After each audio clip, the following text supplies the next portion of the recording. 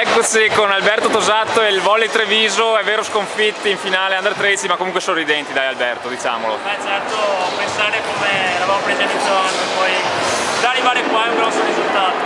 Poi vedere come sono partiti all'inizio anno, molti di loro non sapevano fare nulla, vedere che in campo si muovono bene, questo è il vero risultato. Cos'è successo in finale? Cosa ha fatto la differenza? Ha fatto la differenza la loro ricezione, la loro difesa e anche ovviamente, è semplice da dirlo, ma l'attacco di Migliorino che è stato fermato e è un bel giocatore, ovviamente loro hanno giocato bene. Che cosa rimane di buono di questa stagione?